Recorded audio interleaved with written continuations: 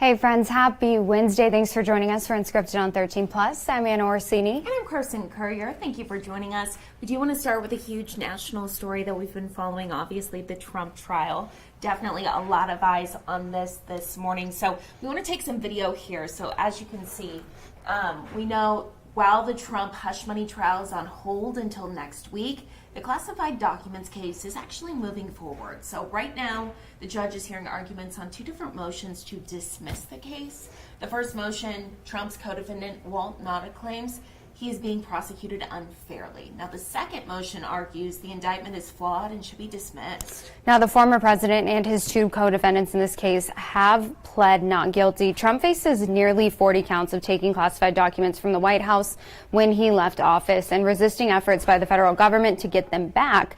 The trial for this case has been postponed indefinitely. There are some more hearings that should be taking place throughout the summer. So again, the hush money trial, that is on pause until next week after Memorial Day. Closing arguments set to begin on Tuesday. They could go into jury deliberations by Wednesday, but today a hearing in the classified documents case. So we'll keep you updated both on air and online with that. And turning now to severe weather out of the Midwest, you're taking a look here at just awful tornadoes, and there you can see the damage. We know another round of severe weather actually heading in that same direction. We know search and rescue efforts are underway in Iowa right now after those tornadoes tore through the state. According to the Storm Prediction Center, there were 23 reports of tornadoes yesterday, most of those in Iowa. And the worst of it was actually in Greenfield, Iowa. You can see we're a small town about 50 miles southwest of Des Moines, just completely destroyed, essentially decimated. Police were initially reporting multiple fatalities and dozens of injuries. As of this morning, we know at least one person is dead. Police did confirm there. The Adams County Sheriff's Office said a woman died when her car was blown off the road during those storms. But again, search and rescue efforts still underway, so they can't give an exact number of what those injuries or what those fatalities look like just yet. And taking a look as well at some of this damage here. So kind of shining a light on where these hit. So in Iowa specifically, those smaller towns is a lot of rural areas. Yeah, I believe 2,000 people live there, so very small. Exactly. A lot of people maybe didn't have any emergency alerts or know exactly what was happening. We know this morning Iowa Governor Kim Reynolds described the scene as gut-wrenching. In addition to homes and buildings, a hospital was damaged, and at one point a triage area was set up at a nearby lumber yard. Now, the governor has issued a disaster declaration for the 15 counties impacted by these storms and said they're preparing the paperwork to request disaster funding from the White House. Now, tornadoes, storm damage, and power outages also reported in Wisconsin, Minnesota, Illinois. Close to 100,000 homes and businesses were without power early this morning, and more severe weather is expected targeting the plains, Midwest, and South through Memorial Day weekend, bringing, of course, the potential for more tornadoes, strong winds, and flooding. And unfortunately, this time of the year, this isn't the only kind of weather-related event that we see here at home. One thing we are tracking today is that wildcat fire that's burning north of Phoenix. Crews finally starting to make some progress on it, though. It's burned more than 14,000 acres in the Tonto National Forest. That's between Bartlett Lake and Cave Creek. But they do have some defensive lines finally around that fire. It's holding around more than a third of the fire area. So slightly cooler temperatures, higher humidity, even some rain has actually helped with firefighting efforts here. Satellite thermal data shows little to no activity was seen in the last day. At this time, no buildings are threatened. Again, investigators think this fire was started by humans, but they are still looking into it at this time. But we do want to take a live look outside here at home. Mount Bigelow looking absolutely gorgeous on a Wednesday morning. We want to bring in 13 First Alert forecaster Allie Potter. Allie, honestly, the next couple of days are going to be gorgeous, but really then nice. A switch after the weekend. There's a big switch. You're literally just going to go on. Heat activated. I mean, compared to other parts of the country, though, this time of the year could be way worse as far as severe weather goes. So we're very lucky. We don't have any fires, not dealing with any tornadoes. The heat, though, is something that can be dangerous just as much as the severe storm. People don't actually think of the heat as something that's a climate change or a disaster, right? And it's the number one, heat is the number one, weather-related death, actually. Yeah. And so a lot of people do die from the heat, and it's because they don't take those proper measures, staying hydrated, going for your hikes, 'tis the season, unfortunately. That's what we deal with. But we are in Arizona, so if you move here, you know what you're getting yourself into when it comes to the heat, though.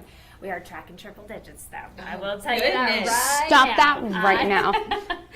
It's it's here. We could totally be so last year, right? We would have seen those triple I know. digits in April. 77 degrees in the Tucson area, 73 Sierra Vista, 75 in Nogales. 74 if you're in Wilcox, 79 though in the Safford area, not too bad at all. Those wind speeds will be on the calmer side too, so that's some good news for us, and we'll continue to really just be on the nicer side of things. Right now, taking a live look to the north, clear conditions, blue skies, no clouds in sight, and that's exactly where our 13 first alert radar is in fact indicating. So we'll see those breezy conditions, and that's because of really, to our friends in Mexico, they're dealing with that high pressure, and so it's really just pushing those wind speeds to us, but we're not talking any type of strong gusty winds. We could possibly see that 20 mile per hour range by 4 o'clock though this afternoon, but we don't have any wind advisories, no red flag warnings in place or anything like that, so that's some really good news. If anything, just these breezy conditions can be just annoying. Yeah. If anything, especially, ladies that wear lip gloss and they kind of just The hair stuck to the lip gloss. Yes. It's the worst. You don't That's understand really- it unless you experience Right, it. that's really kind of what we're going to be dealing with for the rest of the week. So just put that in perspective. So get out your matte colors There is what you she's go. saying. Bring out the matte No lips. gloss this week.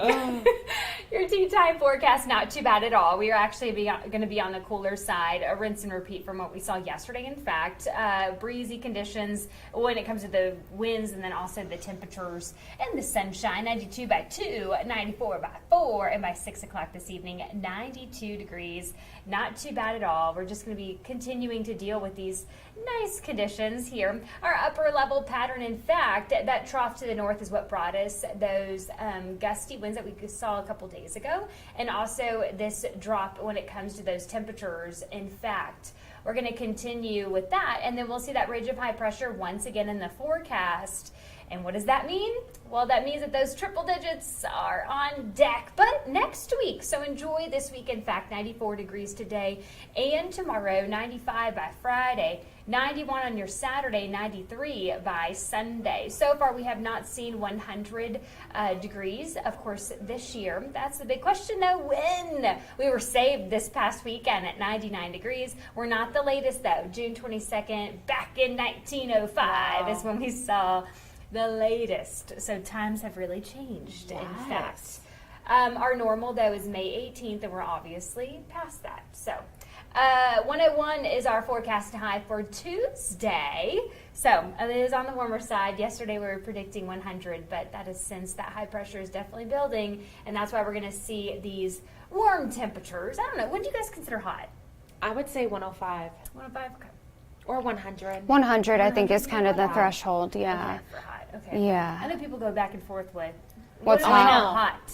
Exactly. then it's I like, think I did a whole story on that Did you? last year. Probably. What is hot? I think it also think depends on so. the region, because like if you were in Colorado, you would consider anything above 90 hot. Correct. Yes. But like here, But your here- threshold for heat, and that's the thing, like talking about people who move here and know it's Arizona, like right. I grew up coming to Arizona, I have family in Arizona, but you don't realize how hot it gets until you No. move here and you're here consistently. Because it's different when you Yes. come for vacation, you're like, oh, Correct. 3 days, I'm at a resort, I'm at the pool. It's, Oh, yes, it's different totally. when it's every single day and Right. it just doesn't go away. No, Right. for sure. But kind of like another perspective here. In the Midwest, Yeah. if we were seeing these temperatures with the humidity on top Oh my of gosh. that, so I guess we are lucky. It's a dry heat, I know. Yeah. as they like to say. Well, and it's funny because being from Houston, we deal with humidity too because we're so close to the Gulf. And every time I go home and visit, I'm like, how did I live here? It's just sticky. Because you deal with some of the triple digits plus, like you said, The humidity and mugginess, it's just Yeah. nasty. Not nasty today when it comes to these temperatures. 94 in Tucson, 87 Nogales, 87 Sierra Vista, 91 for our friends in the Douglas area. Let's head on over to Memorial Day weekend. This weekend, really nice. In fact, 91 on Saturday, 93 by Sunday. On Monday, 97 degrees. As you notice, that's when the trend goes upwards when it comes to those temps. We're going to see really nice conditions, though, for the rest of our work week. On Saturday, it's going to be the coolest. In fact, 91, 93 by Sunday. The big 101, though, by Tuesday. Okay. Well, it's about time, honestly. Let's but just get it over with. Yeah. And overnight temperature is still staying low. I think, nice too. yeah, Mallory was 66. showing, I believe, a graphic from Tempe or Phoenix tonight for the game, and it's like going to be 85 there at 8 o'clock. Here, it's still nice at night. Like, that's like 20 degrees That's why we live cooler. here, right? Yeah. Well, so the overnights, that's kind of like 4 o'clock in the morning. Oh. Just to put it in perspective. Well, still, I'm guessing it's still cooler. it is cooler. It's cooler here. than what it would be in Yes, Phoenix. So yes. we got that going for us. Yeah, and that's the beauty of Tucson, right? We cool down at night because their overnights are much warmer than ours. So Yeah. Ew. good. Ew. Ew. We like it here. Yes, Let's stay here. it's great. Okay. Perfect. Thank you, All right, Allie. you're welcome. Awesome. Thank you. Well, of course, as we look at that Memorial Day forecast in here, 7 days ahead, a lot of people probably traveling this weekend if you got work off, and congratulations to you if you're one of Good those for people. you, right? Yeah, if you're one of those people. But a record number of people are expected to travel.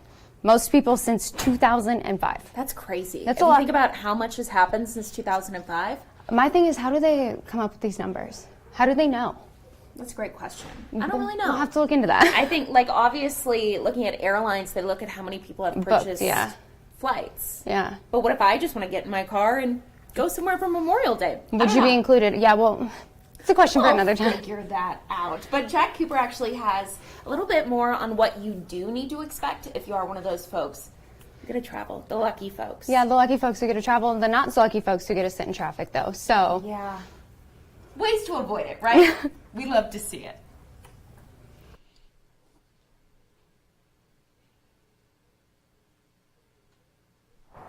Tomorrow and Friday are going to be the busiest days for travel, especially out on the roads. Out of the 1 million people that are going to be traveling across Arizona, 90% of them are expected to go on road trips. Now, among some of the most popular places to go are Southern California and Las Vegas, and if you're going to be flying out to New Orleans or New York. The Pacific Northwest is also a popular spot, and Alaskan cruises are a big draw this time of year. State leaders want to remind you that with it being busier than normal out there over the next couple of days, make sure you're staying as safe as possible. And for some good news, gas prices are much cheaper this time than they were last year, and in some places, almost $1 less per gallon. Travel had been going up pretty consistently throughout the 2010s. 2019 was an extremely busy year for travel. Obviously, the pandemic kind of messed things up a little bit, but we're pretty much picking up right where we left off. And yeah, travel is still continuing, and people really prioritize travel despite how expensive it is right now. Now, if you're planning to drive over the next couple of days, you're going to want to get out there before 11 a.m. or after 7 p.m. And if you're planning to fly, it's recommended that you get to the airport at least 2 hours before your departure time. That way you can deal with the long lines, get through security, get to your gate, all the fun stuff that comes with going to the airport. Reporting along I-10 and Miracle Mile, I'm Jack Cooper, 13 News.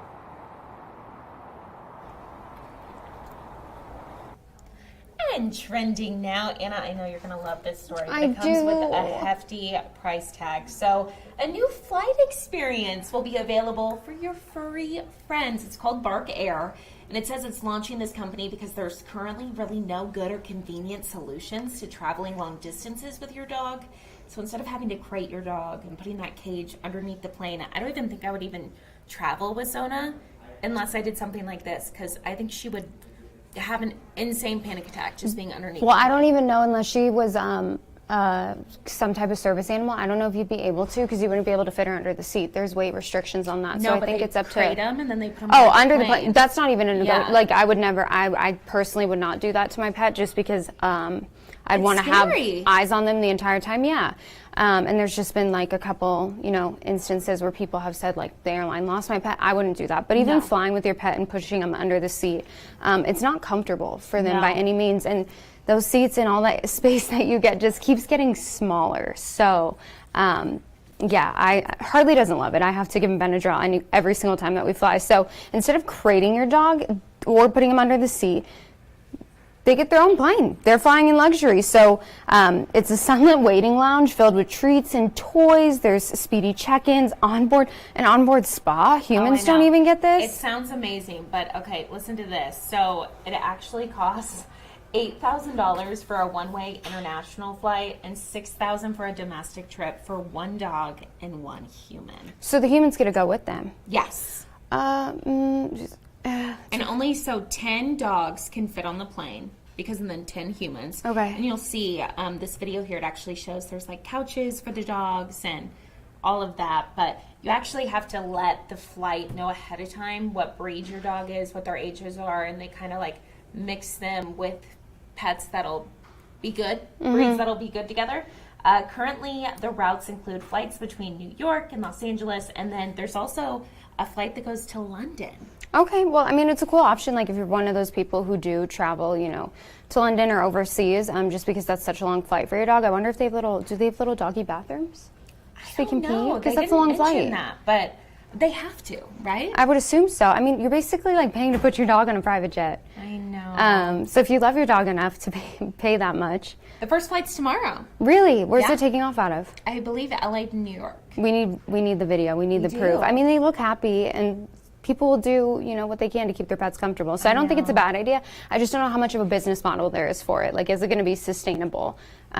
Because you have to, you know, obviously get enough people on board to make the flight worth it, and I feel like people that are paying that much money for their dog could just, have their own jet, have their own charter flight. Yeah. we shall see. I think it's a cute idea. It is a though. cute idea. Honestly, I I mean, wish I could fly with Zona. There's no way. yeah, or That girl just is afraid of everything. oh, poor baby. I don't know if she would do super well. She's a road trip girly, Zona is. Yes. Well, taking a look at some of the other stories that are trending today, of course, it is Barbie's year. It really It is Barbie's And century right now. Mattel is just taking advantage of the whole Yeah, thing. absolutely. As they should. As they should, 100%. And they're doing it by kind of making Barbie more inclusive and also kind of shining a light on some of the female figures that we all kind of look up to, but may not have their own Barbies. Yes. So a lot of these Barbies are actually athletes, which is super cool. They said they want younger women or younger girls or boys who play with Barbie to kind of understand how important it is to have a sport, because they said it helps with confidence and having hard work, Teamwork, all the Yeah. things, yeah, and just kind of giving you, you know, like a sense, I know for some people, sense of identity, sense of purpose, being able to work towards your goals. So a lot of different athletes being recognized, para-triathletes, Susanna Rodriguez, it says, some soccer players as well, Mary Fowler, Christine Sinclair, gymnast, Lexa Moreno, so Venus Williams, of course, one that we're all probably very familiar with. So kind of cool just shining a light on some of the female athletes and giving them the spotlight that they deserve. Yeah, so they said fostering self-confidence, ambition, and empowerment. I love to see that. it. We do love to see that. So yeah, So you many can, new Barbies. so many new Barbies, and they all all the look so children. different, which is very cool. Yeah, I love that. I also love that they make their elbows bend now. Oh, I didn't even notice that. They didn't Yeah. do that before, and they even incorporate the tattoos. I think that's really cool. Yeah. So, yeah, get your kids a new Barbie if they want one of the athlete Barbies. This story's insane. Did you hear me and Robbie talking about this? No, I didn't. Okay, so let me break it Okay, down for you. give me the rundown. There's a woman. She's at a casino, gambling, playing the slots. Okay. Wheel of Fortune. Big fan myself. Yeah. And she wins $1.2 million. Okay. That's what she hits. Mm-hmm. Everyone starts freaking out. They come over. They're like, wow, this is great. The employee at the casino comes over and is like, you didn't win that money. How? And she's like, what? And he's like, well, there was a glitch in the system. So How do you know don't that- get that money? How do you know that there's a glitch in the system? Exactly. That is what her lawyer is trying to figure out. But, okay, get this. So the employee was like, turn it, like move it. And she's like, no, I'm keeping it on the $1.2 million. He goes, well, we'll give you 350. 350, not even 1,000, just No. 350, just that flat, Yeah. right? Yeah. So now, obviously, there's a lawsuit going on. Yeah. And I don't want to say it wrong. I believe it's Bally's, the casino, Ballys. I'm not familiar. I'm not the with it. one. I'm not the one to ask. But yeah, so they refused to pay her. Because of a technical glitch. Well, here's Yeah, my they thing. said, let's see. They said that it something happened with. Oh, it was a real tilt, which voided the win. What? It makes no sense. When the man came over to me, he said, lady, get it in your head. You won nothing. Anne is like, excuse me. Okay. First of all, customer service, 0 out of 10 at this casino. Yeah. Atlantic City. I would expect more from Atlantic City. That's where people gamble all the time. So, yeah, I don't love that. No. Also, couldn't you technically just say, what are the checks and balances for casinos? Because couldn't you technically say anytime anybody wins, oh, it's a technical glitch? Okay. Like, how do you verify the systems are working properly? That is a good question. I've actually had this happen to me, not the 1.2 million, it'd be a different story. They tried to take away your prize? So they actually did. It was in Vegas. So I was playing roulette, but it was the digital one. Yeah. And so I put it on red 22. It hit. I won like $400. Yeah. And then the system just like blanked and then went back to the beginning. So like my dad called down the person working and was like, hey, she just won, but she didn't get her money. And he's like, sorry, it's a glitch. It's digital. What do you My mean? dad's like, check the cameras. What do you mean, sorry? Yeah, Yeah. that should be the thing. I know. Oh my gosh. Not 1.2 million. That's, I It's mean, still $400. and to be offered $350 for 1.2 I know. million. They didn't use names here. I really wish they did. Oh my goodness. Well, hopefully they get it all sorted out. I mean, I feel like just because of the bad publicity, I mean, and just because get it through your head, lady, Bad. not It's a good. bad look. I mean, just let the people have their win. It's 2024. We've all been through so much. Just let her have her know. money. I know. Oh my goodness. Crazy. It is Let us know what crazy. you think. Yeah, and let us know too if you've ever worked at a casino or if you're familiar. How does it work? Like the checks and balances Yeah. of that, and how can they verify whether or not this was Exactly. a glitch? I don't know. I don't know. There's a lot of I logistics feel that go like if into you it. press the button and it hits, you should win. You would That's all think you have to you do. would think so. Is it my fault that you had a technical glitch? No, No. it's not. I was just here, Exactly. a paying customer. Well, taking a live look outside today. Gorgeous conditions, 90 degrees, heading into the weekend, and then we're warming back up, triple digits maybe by Tuesday. So enjoy the cooler temperatures while they last. I guess the good news is it isn't on Memorial Day. So for those folks that are barbecuing or going out on the water, Yeah. still going to be warm, but not triple digit territory. Right. Still. Does it make that much of a difference when it's going to be 97 though? Like 5 degrees? Is that We'll much? report back. Okay. We'll see how it feels. Yeah. But no, I don't think it's going to be that big of a difference. Well, heading into your weekend, like we said, not going to be in the triple digits. So I guess we'll take our wins where we can get them. But thank you so much for joining us today for Unscripted on 13 Plus. We will be back here at 9:30 tomorrow morning. Thanks for watching. Have a great day, everyone.